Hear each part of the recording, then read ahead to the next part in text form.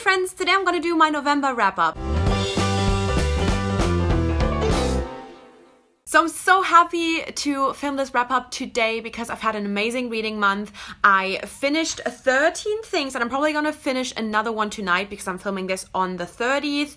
And I read some really great things. I just had in general a much better month. Just a lot of happy things and a lot of happy feelings and a lot of good feelings. And I'm just so glad to be here today and talk to you about what I have read this month. And I think I'm just gonna get into it because, you know, there's quite a lot. It doesn't start out that great, but it gets amazing. You know, there's some good stuff in here. Okay, let's go. So first off, this month I finished the audiobook of The Passenger by Lisa Lutz. This was an okay book for me as far as, you know, mystery or thrillers go. It was pretty basic, but definitely entertaining overall. I think I liked the narration too, but I don't really remember because I really read it at the very beginning of the month. It was good. I mean, I always appreciate when a thriller or a mystery doesn't have like thousands of misogynistic and sexist themes in there, so that's mostly already guaranteed a 3-star for me.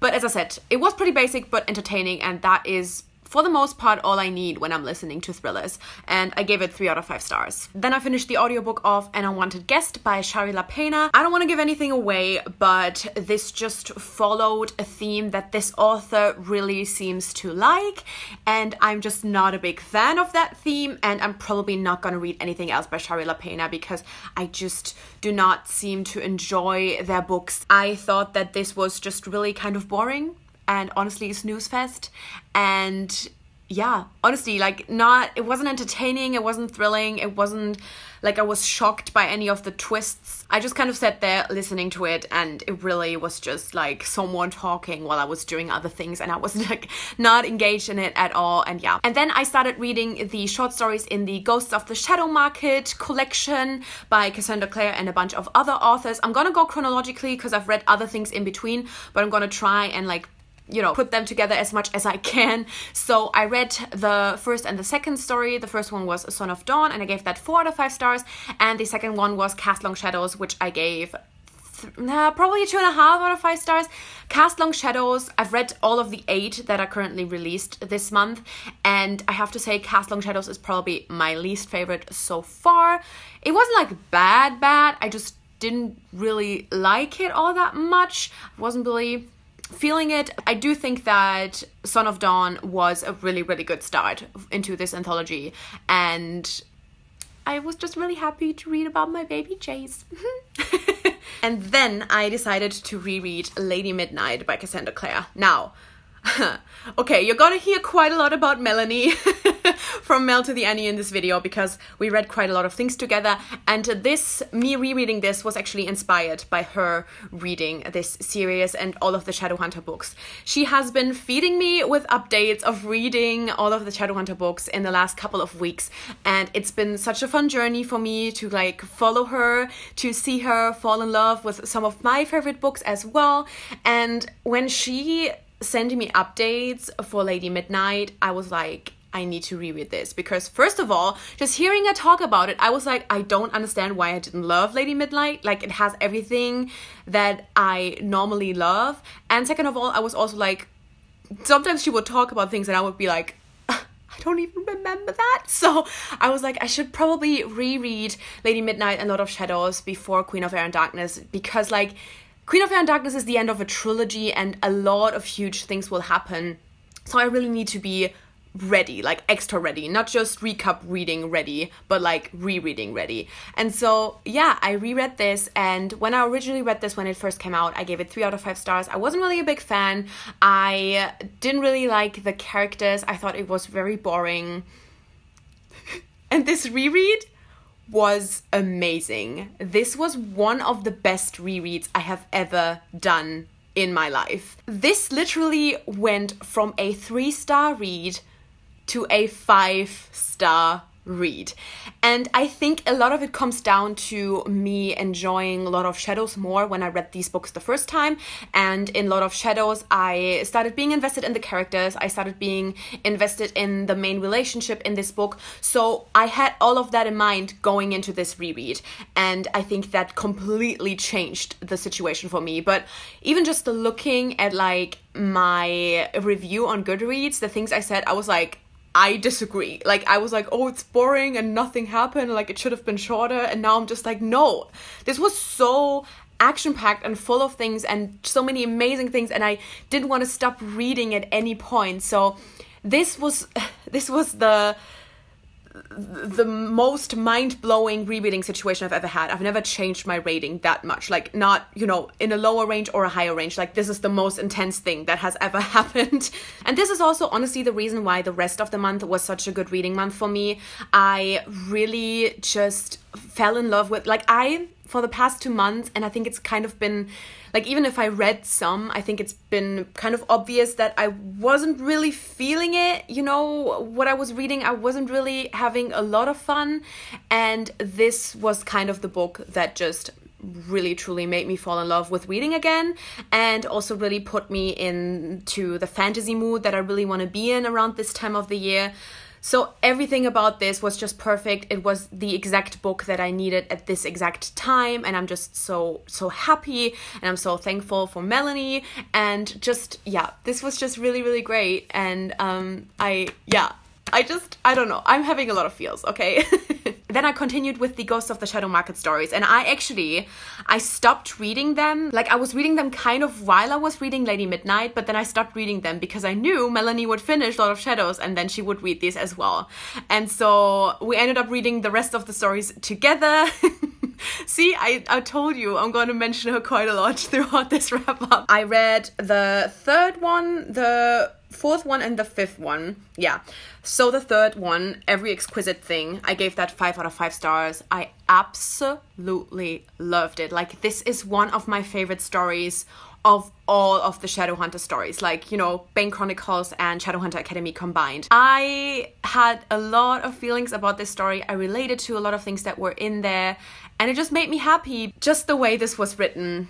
Like, I just cried throughout it because I was just so happy, and there were so many relatable things in there, and I just really fucking loved it. Oh, wait. This is me 5 minutes later realizing that the fourth story is actually Learn About Loss, that I somehow didn't write down at all. So I actually finished 14 things this month, and A Deeper Love is the fifth one, and The Wicked One is the sixth one. So the fourth one, Learn About Loss, really loved that, gave it 4 out of 5 stars, had a huge emotional impact on me. Like, it was such a Shadowhunter story because it was just really funny, and that is what I love about these books as well. So yeah, sorry, had to just throw that in there real quick.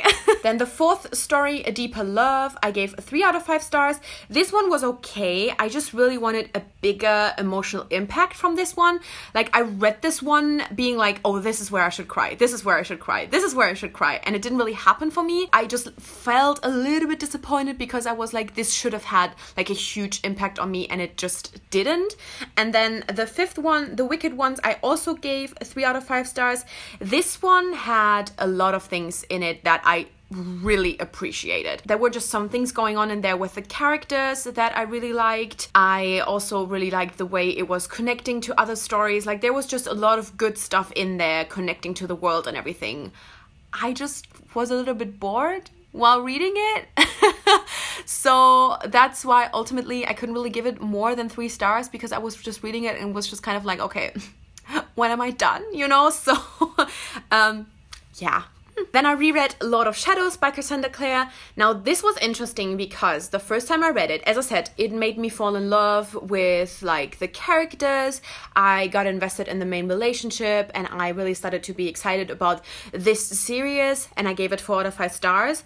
And rereading this, I still pretty much felt the same about it. Like, I still gave it 4 out of 5 stars, and I actually ended up liking it less than Lady Midnight, which is just so strange to me. I really don't know what happened there. I still really enjoyed it, you know, obviously, but it was so interesting to me that this was the one that made me like have hope in the whole Shadowhunter world again when I read it the first time, after I was so disappointed by Lady Midnight, and then now I liked it less than Lady Midnight. I really don't know what the fuck is going on here, but that's just what happened. Something I really appreciate about this is just the kind of small, everyday, normal life moments that we get between Emma and Julian. These are really the important moments for me to really get invested in their relationship. This is really what makes me actually imagine them together, because like the whole Julian just standing next to Emma and like getting a boner because of it, that still doesn't really excite me. It excited me in Lady Midnight because I was already invested,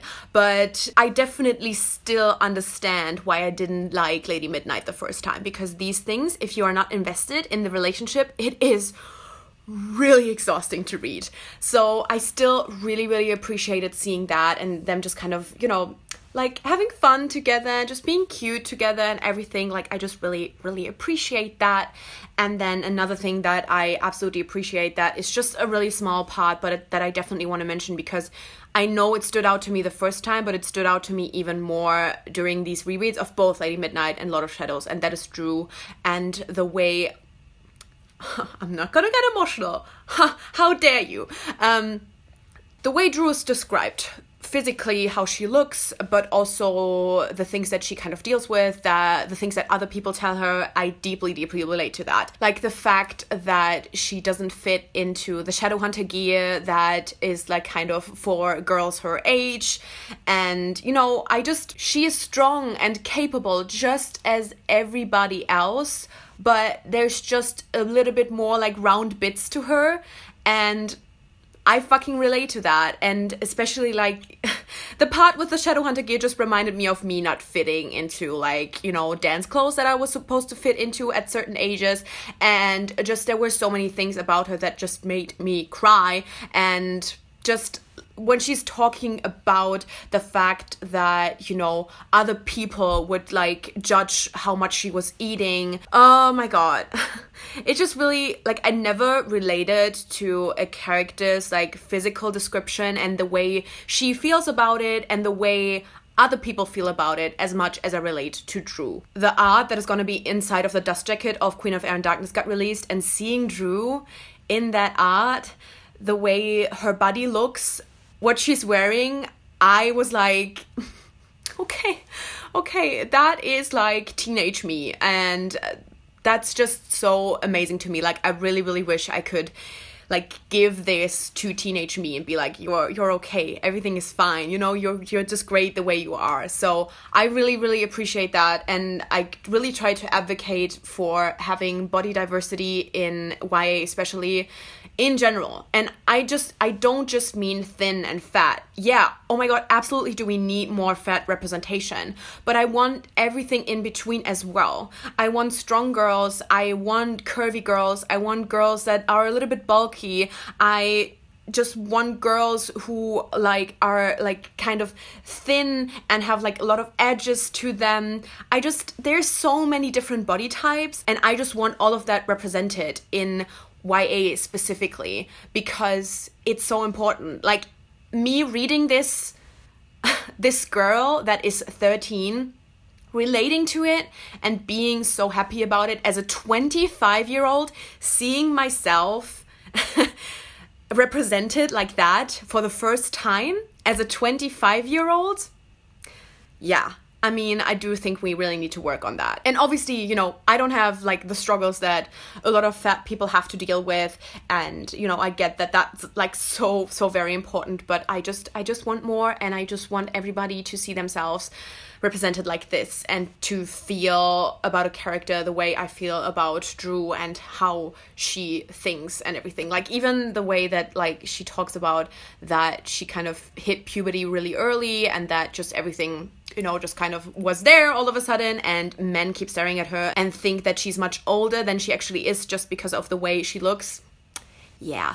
So, you know, obviously I could say a lot of things about like the plot and how much I love that, but I feel like as it was a reread, these are just kind of the things that I want to say that just really stood out to me this time around, and that it's just really important to me. Yeah, did I have anything else to say? No, that's basically it. Yeah. I just really wanted to talk about this because it meant a lot to me. And then I finished the final 2 stories that are currently out in the Ghost of the Shadow Market, The Land I Lost and Through Blood, Through Fire. The Land I Lost was another of my favorite stories out of all of the Shadowhunter stories. Gave it a very strong 5 out of 5 stars. It was just beautiful in so many different aspects. It felt really wholesome. I had a lot of happy moments. I basically cried throughout the last 10%, but it also was very significant. Like, there were a lot of significant things in there. And this is really what I'm looking for. I'm looking for a story where I can also tell why I'm getting this story, you know? This story just had a lot of great moments, a lot of great lines, and I just really loved it.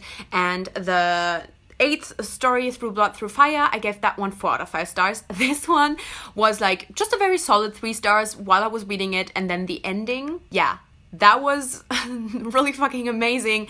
And so I had to give it 4 out of 5 stars in the end, because that ending just made me really emotional. And I also wasn't really expecting it, like, at all. And I had kind of thought about this in the story before. And so when that happened, I was just like, yeah, that was really great.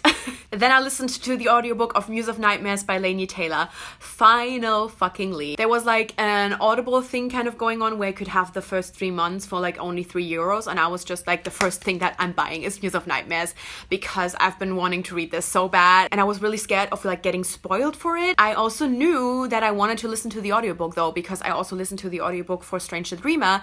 And I really love that. And I really love the narrator, Steve West. And so I knew I wanted to listen to the audiobook, but my library wouldn't buy it for Overdrive, so I bought it myself, and I'm so happy that I finally listened to it. It was wonderful. The world that Laini Taylor has created, the characters she has created, the story she writes, the writing, like everything about it is basically perfect. I love everything about it. I really do not see a single flaw in any of this. Like, nothing. I don't know what there would be to dislike about this. Genuinely. I just had a lot of emotional moments. Oh my god, the epilogue. Who had me sobbing. Yeah, I just really loved it, and I don't even know what else to say. I think this is a fantastic duology. I think Laini Taylor is a fantastic writer. I think she is definitely one of my favorite writers. I mean, honestly, if you love fantasy, you should absolutely pick up this duology. I really can't recommend it enough. It's something else. Like, it's out of this world. Like, literally. I gave Muse of Nightmares, obviously, 5 out of 5 stars. And I'm thinking I probably...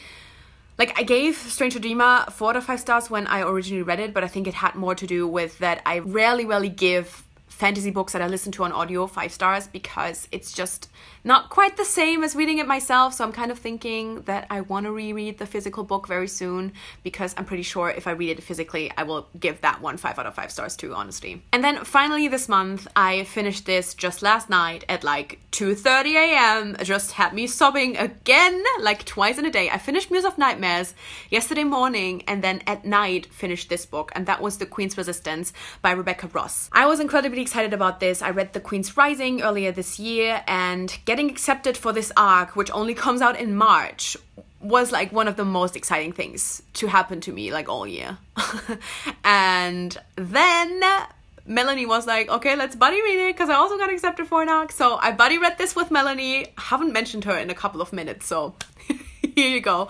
And I loved it, and I just loved sharing that experience with Melanie too, because there's just a lot of things going on in there. Like, it's very dark, and there's just a lot of things happening, and I was so happy that I didn't have to read it by myself, and that I had someone to talk to. And just in general, it was just a really special experience, because I think kind of our friendship started because we both liked The Queen's Rising, and so reading the sequel together, oh, it's just so special. But yeah, I just really loved it. I think that The Queen's Rising and The Queen's Resistance are pretty equal as far as just how much I like them, but I definitely think that you can tell that Rebecca Ross like just really improved even more as like The Queen's Rising was a debut, and I was already like mind blown, like how is this book a debut? And then this, I really think that you can tell that she has just improved, and that she was also just I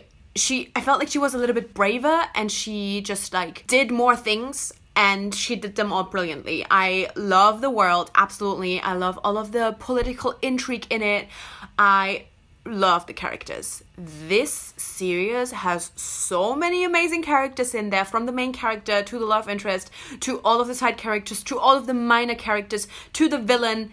Everyone is amazing, and I just love reading about everyone, and I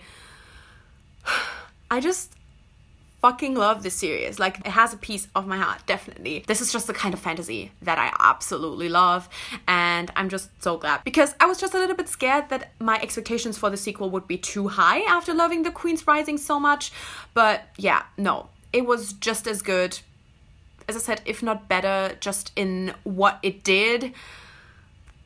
But also a whole bunch of trigger warnings. I'm gonna do a full review of this closer to the release in March, but like, this has a bunch of trigger warnings. There's, as I said, a lot of very, very dark shit going on in this book, and it was really fucking intense to read, but it was also really beautiful and really emotional, and I just, like, I sobbed like almost the whole like last part, because something about the way Rebecca Ross writes as well, like the relationship between characters and the whole found family aspect, it just really gets to me. I just cannot wait to read more by Rebecca Ross. I think there's gonna be definitely a third book in this series, so that has me all excited, but also I think I'm gonna follow whatever else Rebecca Ross writes next as well, and I would really, really highly recommend you pick up The Queen's Rising if you haven't already. And yeah, I can't wait to post a full review of this like somewhere in February or so. I'm so happy. So yeah, that is everything that I read in November. As I said, I'm so very happy with everything that I've read, with how much I have read.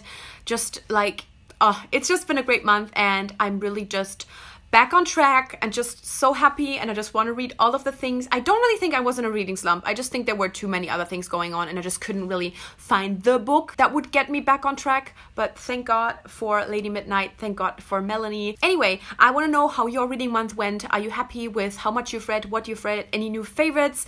And yeah, I make new videos every Wednesday and Sunday with occasional reviews on Friday. So click subscribe to never miss anything, and hit the little bell so you get notified as well. And thank you so much for watching. I guess I'll see you soon. Bye!